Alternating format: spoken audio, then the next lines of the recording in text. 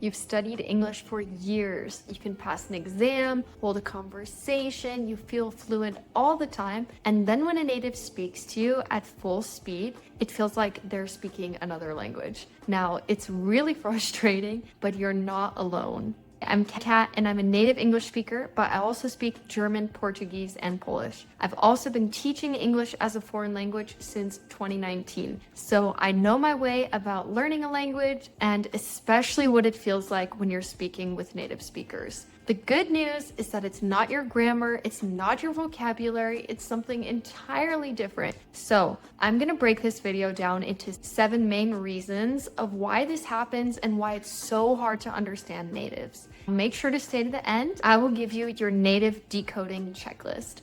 Let's get started. The first reason for this is native speed. Did you know that natives actually blend 150 to 200 words together per minute? This is super fast. I'm sure in your own native language, you would feel comfortable speaking at that speed, but in a foreign language, it is extremely fast, especially for understanding. Not only do they say all of these words quickly, but the words blend together and blur. Instead of sounding like 100 separate words, it sounds like one long word, and it can be hard to understand. Now, for example, language learning apps use a teaching speed to help their students understand the language, and this speed is normally 30 to 50% slower. So even though you understand that really well, when you speak to a native, it's gonna be twice as fast and it's gonna be twice as hard to understand. Here's an example. When you're learning English, you hear, "What are you doing?" Right? It's super clear, easy to follow. When you meet a native, they say, "What you doing?" I feel like that is so much harder to understand. All of the words get swallowed, all of the sounds, all of the pronunciation. "What you doing? What you doing? What you doing?" And it just blurs and blurs and blurs until it is really difficult to understand. Another example of this is, "I'm going to eat." That's how you would learn it on a language learning app, in the classroom, with a teacher. That's how you're gonna study it. And then when you hear a native say it, it sounds like, "I'm gonna eat." I'm sorry, what? I'm gonna, like the two doesn't exist. All of these words just blend together and it is so much harder to understand. So that is the first thing, native speed. The reason this is so hard to understand is because your brain hasn't built the automation for understanding these words blurred together. In your own native language, you can understand that. But as you're learning a foreign language, even though you know the words, you don't know what they sound like next to all these other words blurred together. Luckily, there are solutions to help you get better at this and to help you sound and feel more confident speaking with native speakers. The first thing is the shadowing technique. When a native speaker speaks, try to mimic that. Mimic the native audio at full speed. Now, I know this is hard. Some ways I like to practice doing this are by watching TV shows and listening to music. When you watch a TV show, every once in a while, just pause it and try it. "What you doing?" Try to actually speak at that speed too, because if it's authentically filmed and recorded in that language that you're learning, they're going to be speaking like native speakers, and that's a great way to practice. Also, when you're mimicking how they sound, try to mimic it at full speed. Try to really get that full native feel. Not "what are you doing" and "what you doing." Practice that as you're talking to people, listening to things, etc. The next solution is you should be training your language skills with unscripted content. So I know I just said TV shows, but what's even better is listening to things like podcasts or vlogs where it's super natural. It's just actually how that person speaks the language. And this way you're gonna get a really organic feel for the right speed and how natives are speaking. You can also try reality TV shows or interviews. All of these things that are unscripted are gonna be really helpful for your language learnings. Another tip to overcome this is to play with your playback speed. Oftentimes in these different resources that you're using to get your language input, so YouTube, Netflix, sometimes you can control the speed. And you can start pretty slow under normal speed at 0.9 and gradually turn it up so you can train yourself to work up to that native level speed. You don't have to start there, because if you start too far ahead, you're not going to understand anything. But you can train it by starting at a slow pace and gradually moving up. Another tip is listening to audiobooks in that language and starting at a super slow speed and building up. And you can even go faster than normal. And then you would really be a pro. Reason number 2 it is difficult to understand natives is that natives are using reduced forms and linking words together. Natives don't pronounce each word individually. They link words and drop sounds in syllables. Here's an example of this. In English, you might learn in your class or in a language learning, did you eat? Now, when you hear someone actually say that, it sounds like yeet. I'm sorry, what? Did you eat?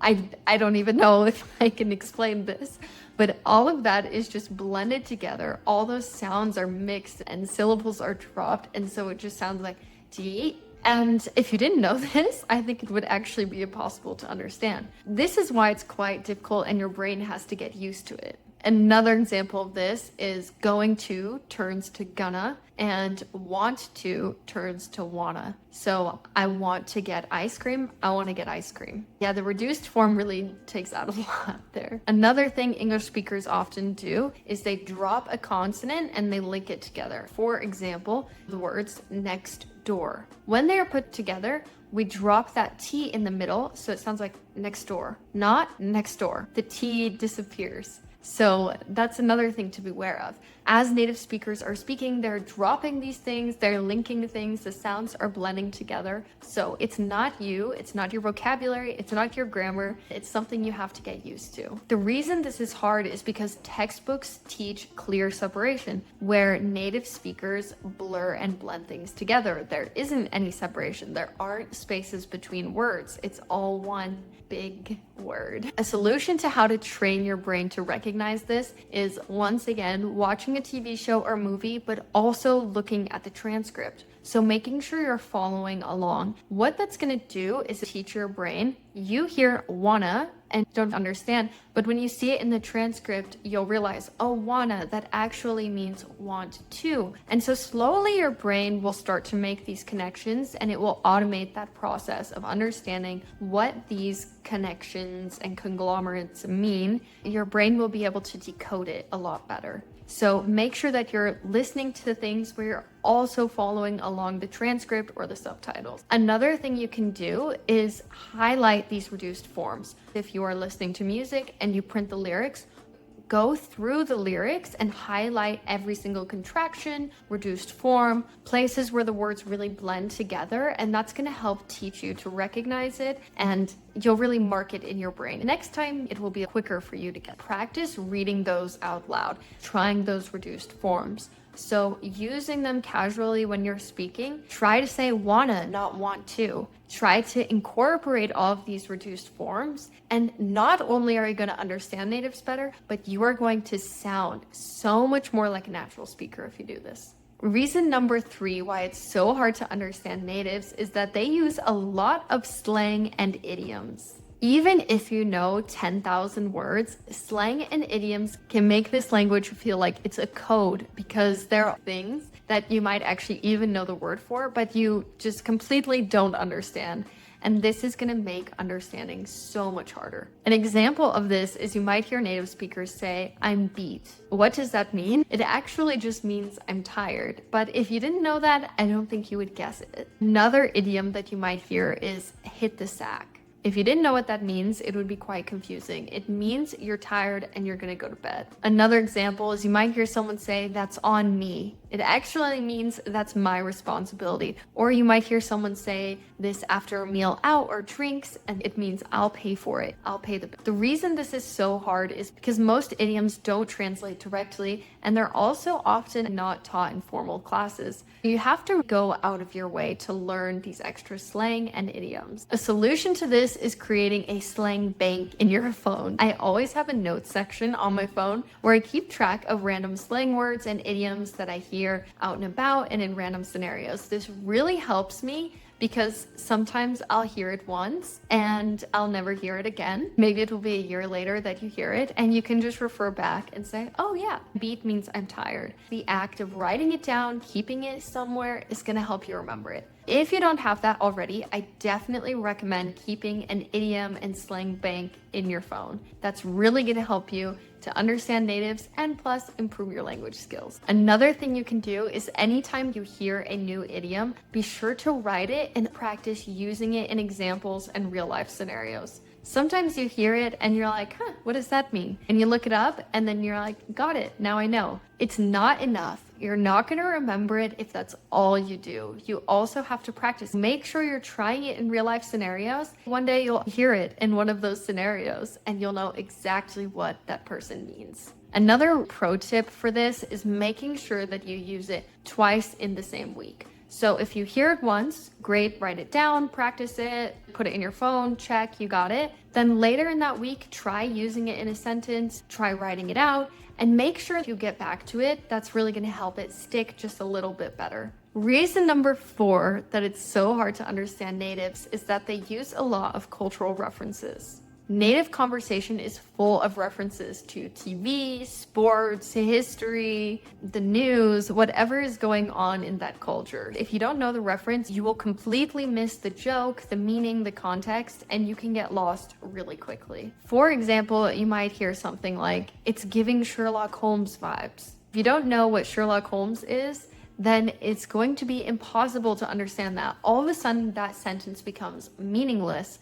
And it just sounds like 2 foreign words that you also don't know, and it makes it impossible to understand. So if you're missing these references, your level of comprehension is going to decrease by a huge amount. A solution to this is that you can find YouTube channels that literally have cultural commentary. This will help you be a little more equipped to following and understanding these sorts of conversations. I think that they're called YouTube explainers, but I'm sure that would really help you. If you do that every once in a while, it will help you understand a little bit more in general.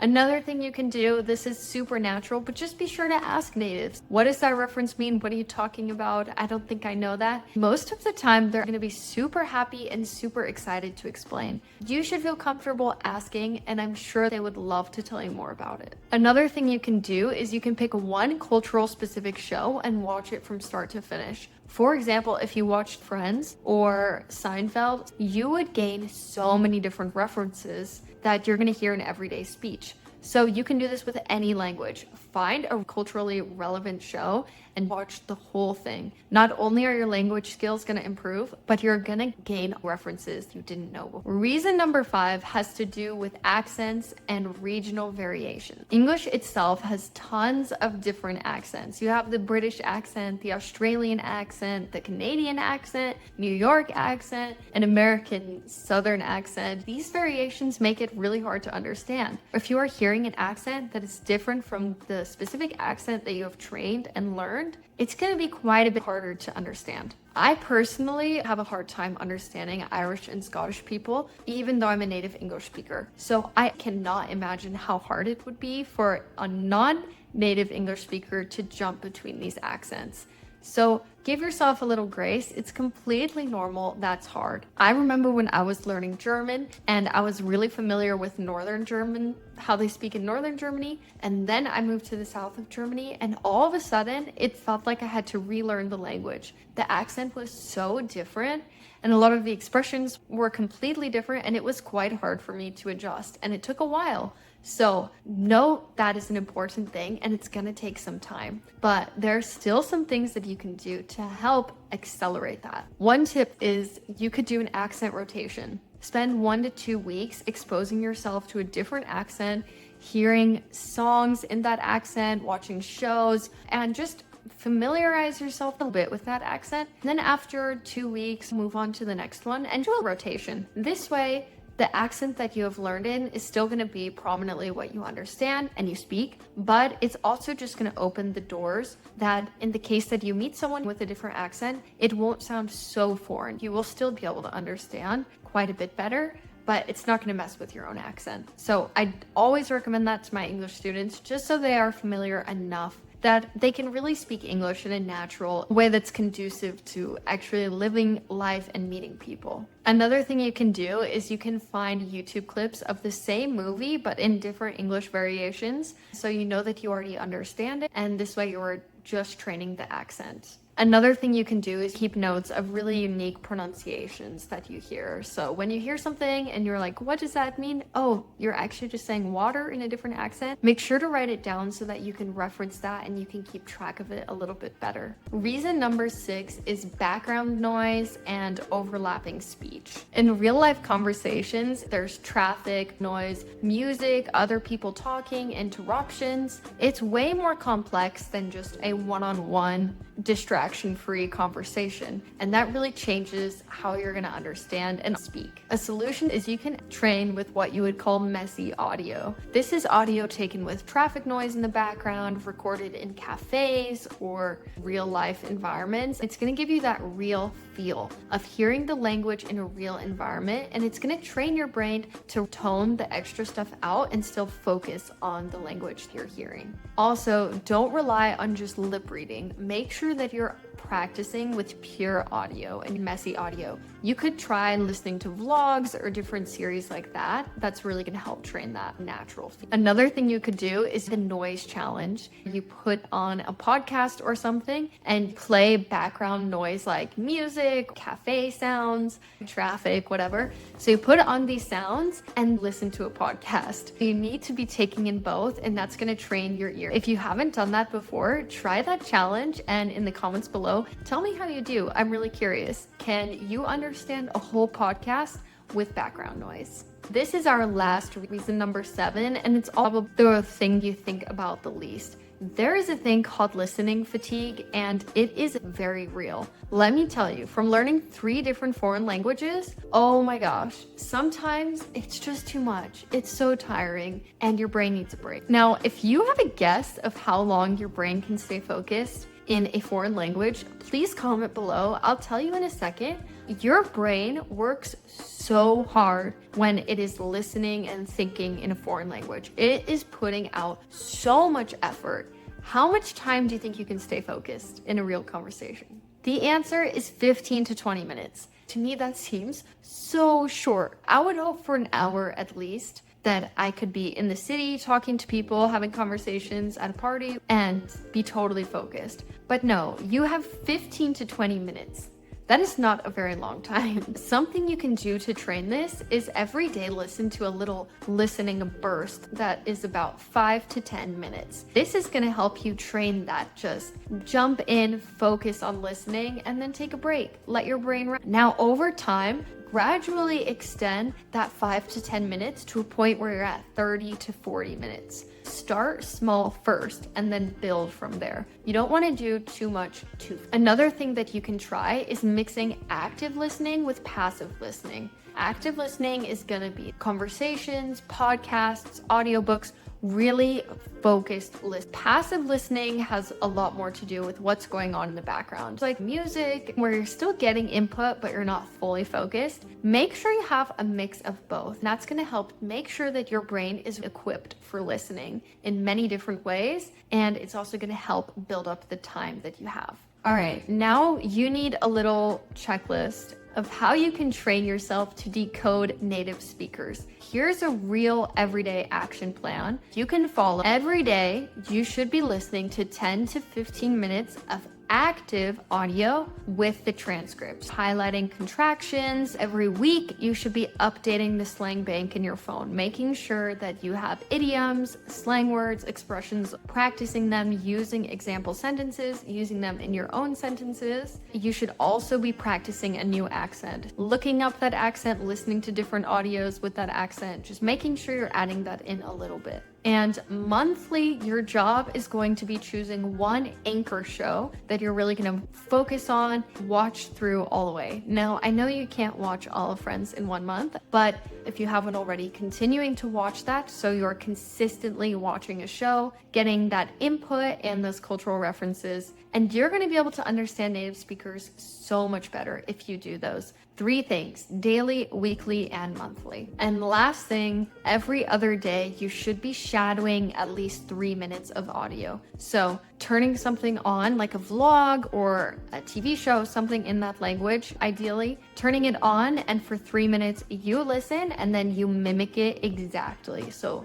that's gonna help not only your listening, but also it's gonna help you sound a lot more fluent when you're speaking. Now, all of these things, speed, accents, contractions, dropping words, blurring together, I mean, tons of different aspects, all of them can be solved with practice. It's not about being smarter or training harder. It's about actually learning the way that natives speak. It's its own thing. It's completely different. Now, in the link below, I have a free native decoding checklist. So be sure to download that. It's totally free. And if this video helped you, please like and subscribe. It really helps my channel. I appreciate it. Thanks for watching. I'll catch you in the next video. Bye.